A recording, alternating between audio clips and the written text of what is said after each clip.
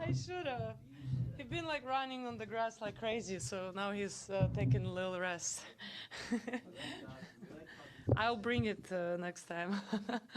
We'll go ahead and get started. First question from me. Aryna, congratulations. You're into your second consecutive Miami Open semifinal. Just give us your thoughts on your performance today. Yeah, I'm super happy with the level. Super happy that I was able to hold the pressure from her and then get the win. Happy with the level I played today. Question up front. Aryna, congratulations. So continuing on this, you reaching once again, well, almost a final here at the Miami Open. Do you feel more pressured this time comparing to last year, taking into consideration the fact that you might be able to reach that Sunshine Double? No, not really, actually. I'm trying to take it one step at a time. Every opponent has really been really tricky and tough for me, so I'm focusing one step at a time, and I think that's why I don't feel an extra pressure comparing to the last year. So just trying my best to be focused on the right things. Hi, Aryna. You've developed a really nice rivalry with Rybakina. You know, it's captured the imagination of a lot of people in the tennis world. I'm curious, what is the most stressful or, I guess, the part about facing her that makes you like the most anxious or nervous?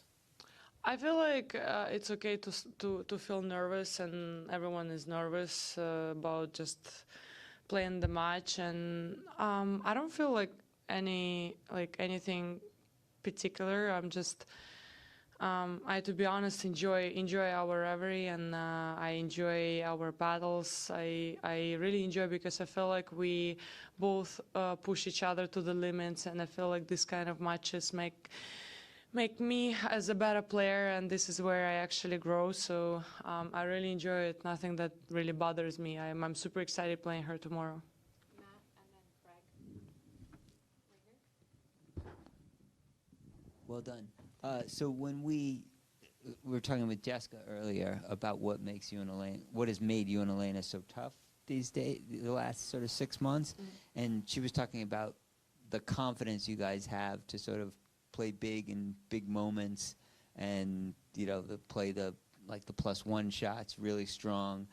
And I'm sort of curious if that was something for you that has evolved to a different level in recent times, if you're feeling even more confident than you might have before, and if so, where has it come from?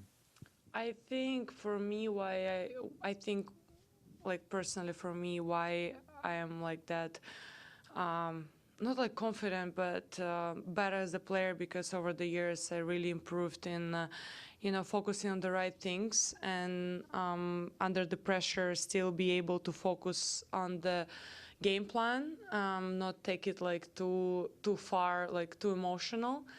I think that's why she can feel that way, but. And that's why I'm able to pull out really great tennis on the key moments, just because I don't think about those moments as the key moments. I'm just taking it basically one step at a time. Craig and then Ben. Aryna, third match this year, 1-1. Both those previous ones have been in finals. This is a semi. Does it make any difference for you if you're playing Rybakina in a final or in a semi or a quarterfinal? And on a lighter note, do you have a nickname for yourself? Well, let's start from the first one. I don't feel any difference playing her in the quarterfinals, in the semis, in the finals. For me, it's just the opportunity to become a better player, because I know that the matches against her, it's tough matches. It's matches where you have to bring your tennis, and you have to actually fight for every point. So I'm super excited. It doesn't matter what is the stage of the tournament. But I would prefer to play, if we both reach the finals, I would prefer to play the finals, because I feel like finals, this is the matches where all of the attention is, and I feel like so far people really been enjoying watching us playing, and then I feel even more excited playing her in the final, because it's the last push. It's you can give it all there, and then this is just like the last push, so I enjoy playing more in the finals. But if you ask like, do I care? No, I don't care if it's semis or finals, but if I would prefer to meet her in the finals. And also nickname for myself, I guess it's just Tiger. It's not really how my team call me. That can be really offensive. But I wish they would call me a tiger, but it's something else. Not that nice. Aryna, I'm just curious for you, excuse me, for your rivalry that's developing with Elena.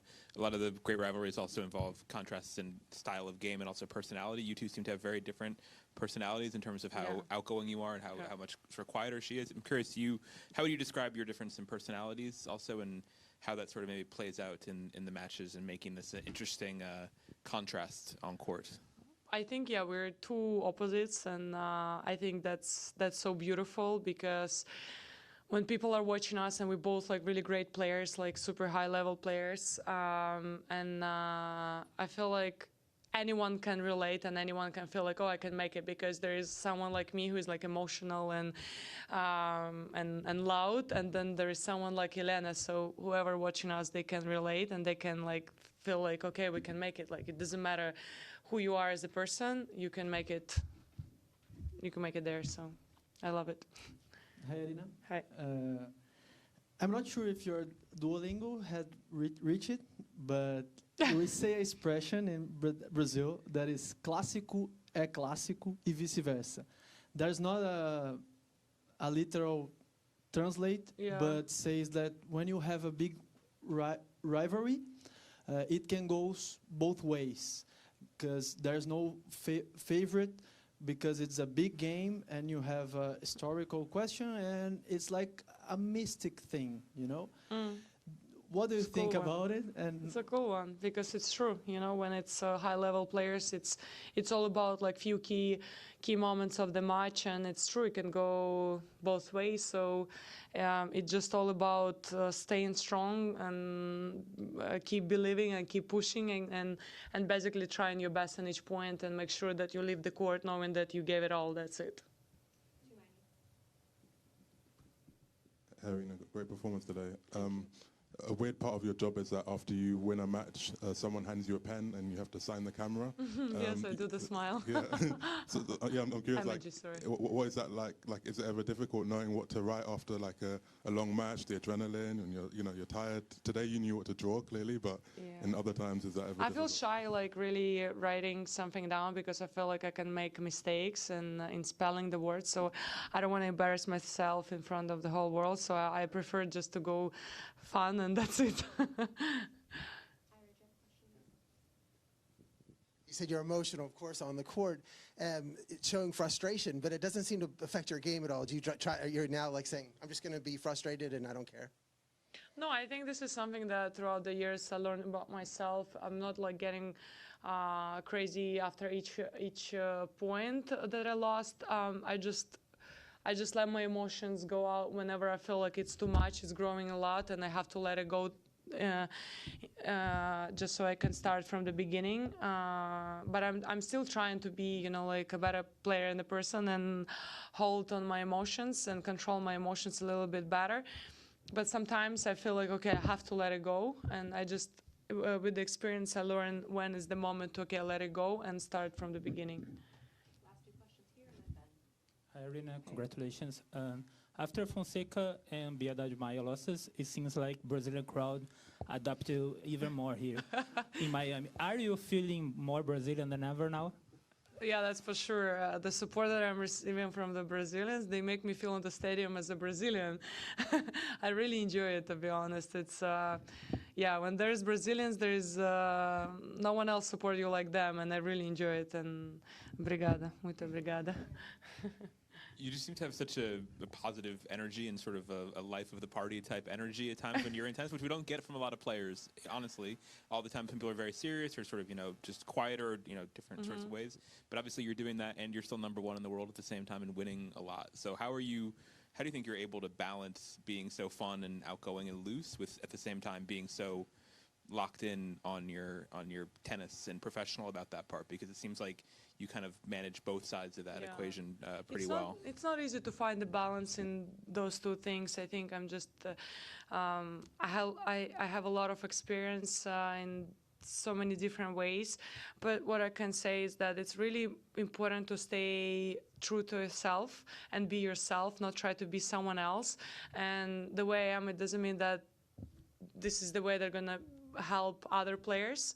Like, what I mean is, like, it doesn't have to be the same for other players. They can be themselves, and they don't have to be like me. It doesn't mean that it's right, you know. It's just like it's perfect for me. And throughout the years, I learned that for me, it's important to have fun off the court.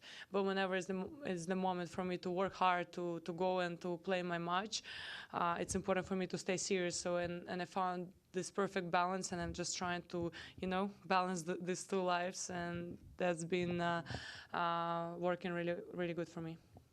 Okay, guys, thank you. Thank you.